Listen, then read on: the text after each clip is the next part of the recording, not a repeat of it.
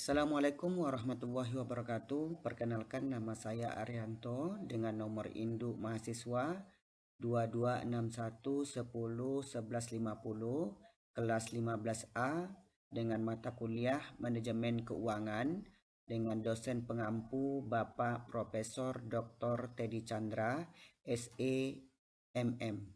Pada kesempatan ini saya akan membahas tentang capital budgeting. Capital budgeting atau penganggaran modal adalah keseluruhan proses perencanaan dan pengambilan keputusan mengenai dana diminta jangka waktu kembalinya dana tersebut melebihi waktu 1 tahun. Atau penganggaran modal atau capital budgeting, suatu proses kegiatan yang menyangkup seluruh aktivitas perencanaan penggunaan dana dengan tujuan untuk memperoleh manfaat atau benefit pada waktu yang akan datang. Penganggaran modal meliputi seluruh periode investasi yang mencakup pengeluaran-pengeluaran atau kos dan manfaat benefit yang dikuantifikasi sehingga memungkinkan untuk diadakan penilaian dan membandingkannya dengan alternatif investasi lainnya. Arti penting penganggaran modal. Terdapat beberapa aspek penyebab penganggaran modal mempunyai posisi strategis di dalam perencanaan suatu investasi. Aspek-aspek tersebut diantaranya adalah 1. Pengaruh jangka panjang. 2. Menentukan waktu tersedianya aktivitas modal. 3. Kemampuan untuk bersaing. 4. Mutu barang modal. 5. Penarikan dana. Jenis-jenis usulan. 1. Independent proposal dalam usulan proyek mandiri. Yang kedua, mutually exclusive proposal usulan proyek yang saling meniadakan. Yang ketiga, contingent proposal adalah usulan proyek yang saling bergantungan. Kriteria ideal dalam penganggaran modal. Yang pertama kita kenal dengan payback period adalah jumlah yang dibutuhkan untuk mengembalikan investasi awal dari aliran kas bersih yang diperoleh dari proyek. Kriteria penerimaan investasi ini, payback period, lebih besar umur investasi sama dengan proyek tidak layak dilaksanakan. Untuk payback period, lebih kurang umur investasinya, oleh sebab itu proyek layak dilaksanakan. Kemudian yang kedua, accounting rate of return atau dikenal dengan ARR, merupakan metode yang mengukur besarnya tingkat keuntungan dari investasi yang digunakan untuk memperoleh keuntungan dengan kriteria sebagai berikut. ARR lebih besar dari COC atau discount factor sama dengan proyek layak dilaksanakan, dan ARR lebih kecil dari COC atau discount factor sama dengan atau proyek tidak layak dilaksanakan.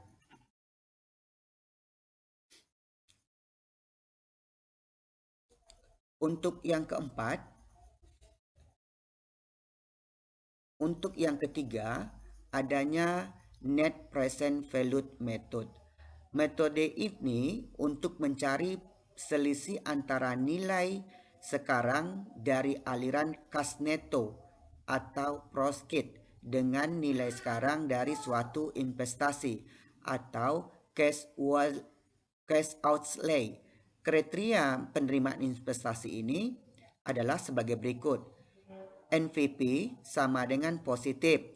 Proyek layak dilaksanakan. NPP sama dengan negatif. Proyek ini tidak layak dilaksanakan. Nah, untuk kriteria yang keempat adalah Internal Rate of Return atau dikenal dengan IRR.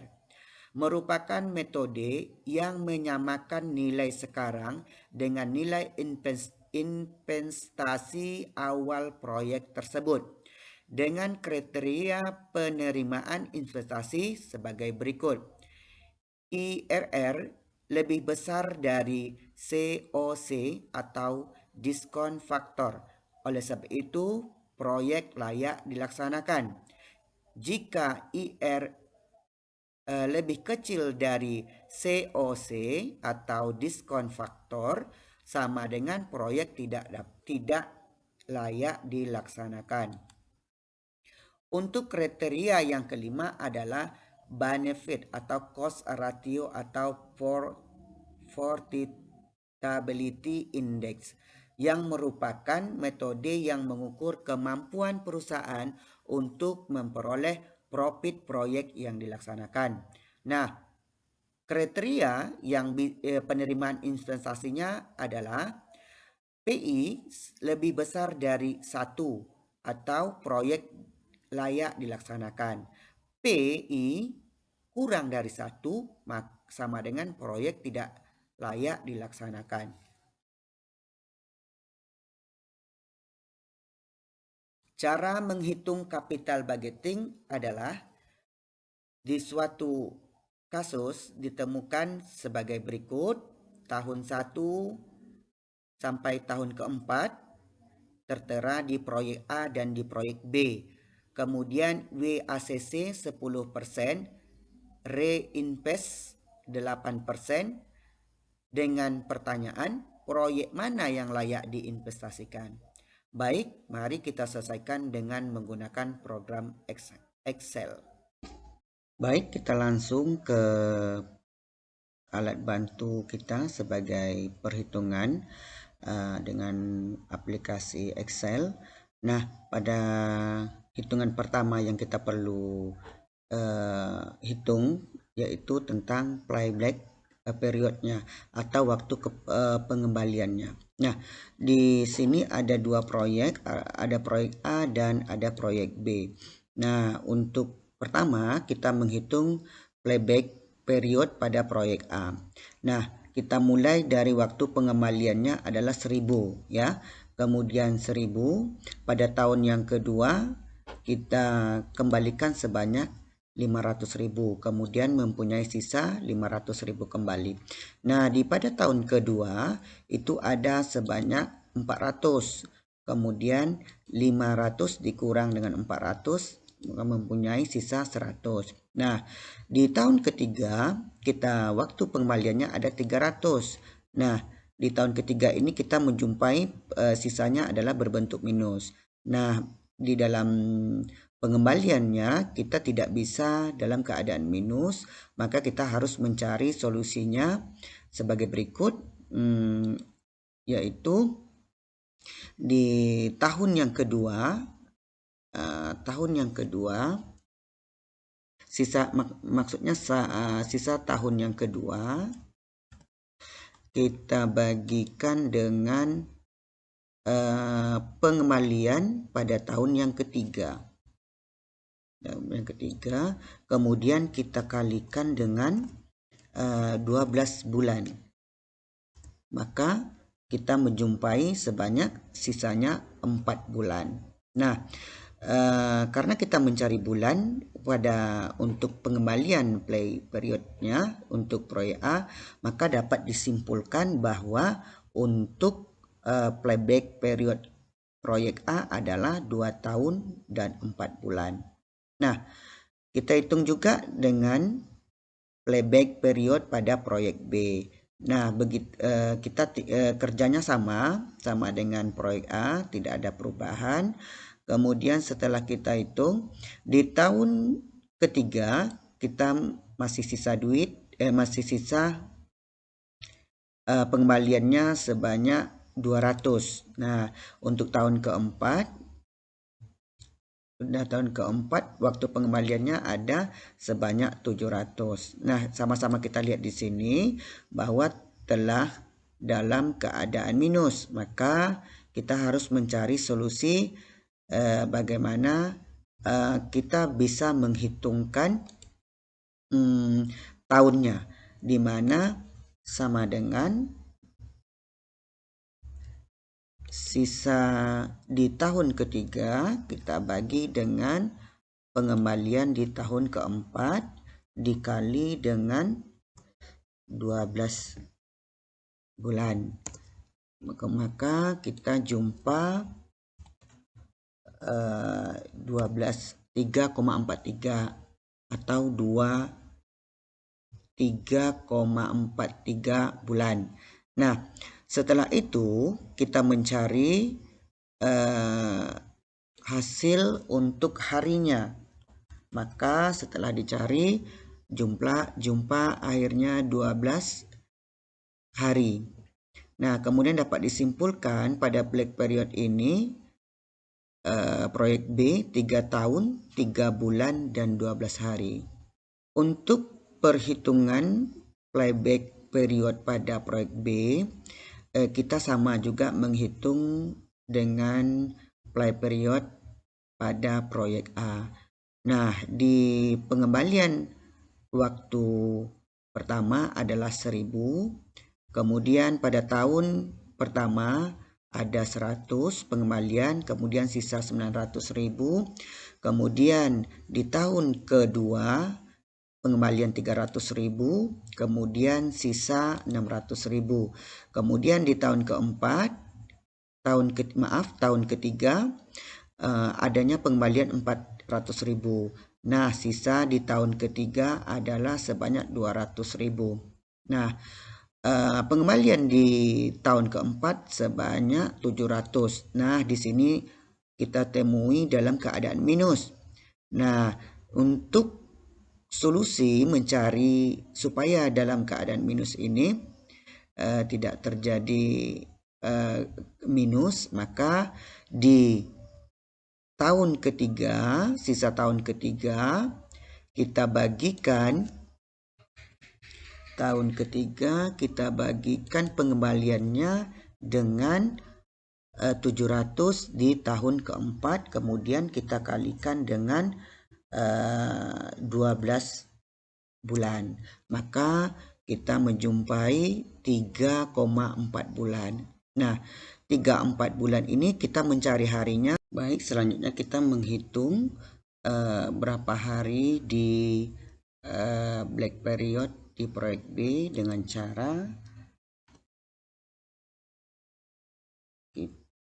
cara buka kurung kurang dengan 3 bulan tutup kurung dikali dengan 30 hari. Nah, kita jumpa 12 hari atau 12,9. Nah, dapat disimpulkan bahwa untuk playback period B, proyek B 3 tahun, 3 bulan, 12 hari.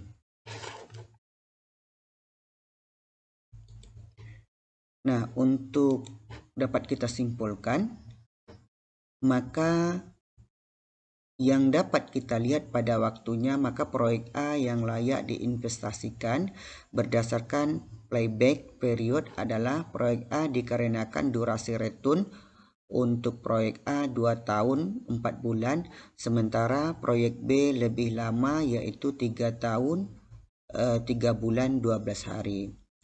Selanjutnya kita menghitung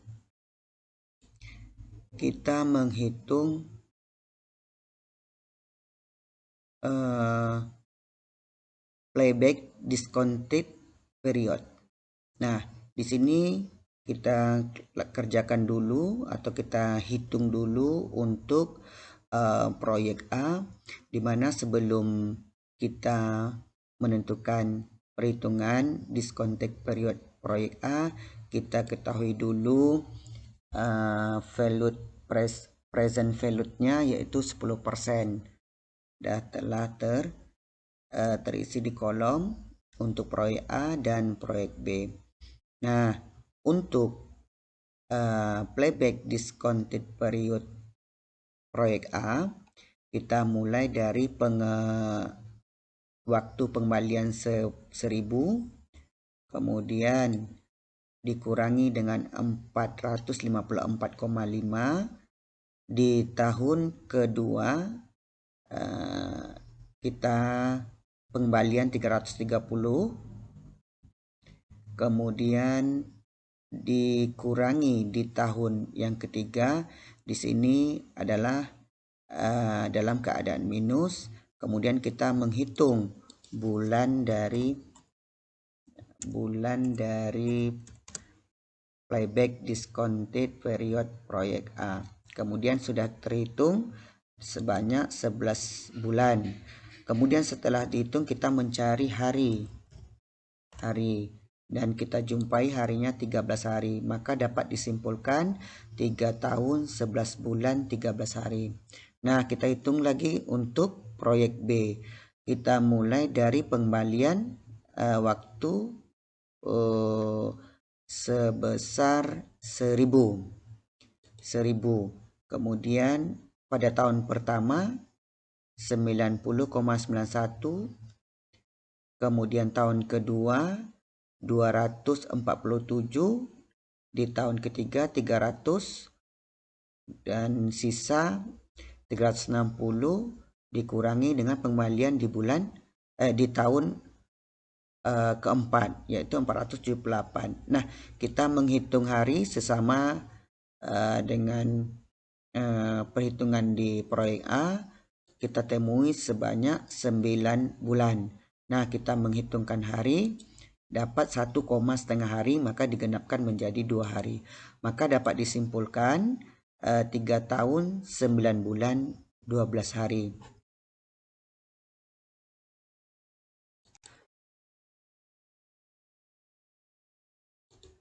Nah, di sini setelah kita mengadakan suatu perhitungan, maka kita dapat menyimpulkan yang dapat dilihat dari waktu yang telah menghitung present value, maka proyek A yang layak diinvestasikan berdasarkan playback discounted period adalah proyek A, dikarenakan durasi return untuk proyek A 2 tahun 11 bulan 13 hari.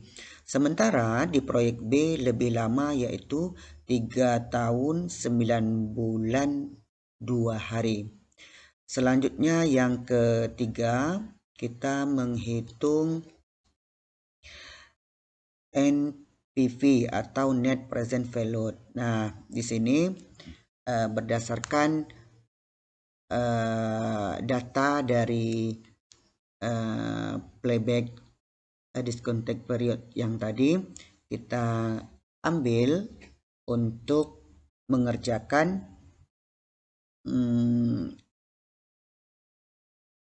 net present value-nya, yaitu diperoleh dengan cara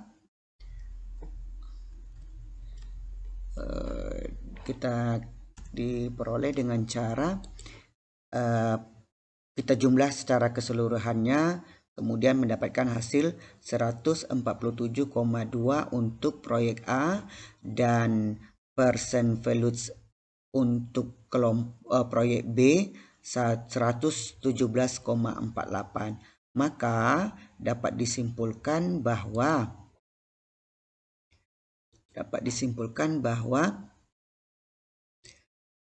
jika dilihat dari NPV tetap menunjukkan proyek A lebih banyak untuk diinvestasikan, yaitu NPV atau keuntungan sebesar 147,12 lebih besar dibandingkan dengan proyek B, yaitu 117,48.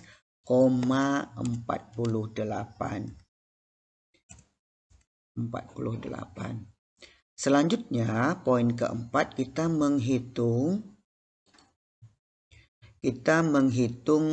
Internal Rate of Return atau dikenal dengan IRR. Nah, setelah dihitung berdasarkan persen WACC-nya 10%, reinvest-nya 8%, maka untuk proyek A memperoleh nilai sebesar 17,8%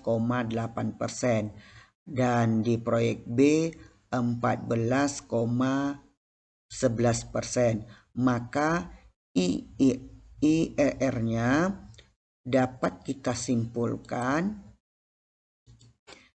jika dilihat dari IRR-nya tetap menunjukkan proyek A lebih banyak untuk diinvestasikan, yaitu tingkat keuntungan sebesar 17,8% lebih besar dibandingkan dengan proyek B, yaitu 14,11%.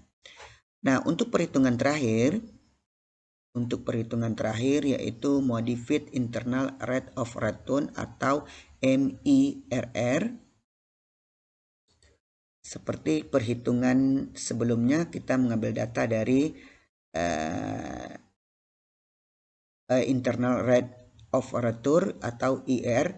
Nah, setelah dihitung, maka kita memperoleh nilai untuk MIR-nya 12,8% untuk proyek A dan untuk proyek B 12,6%.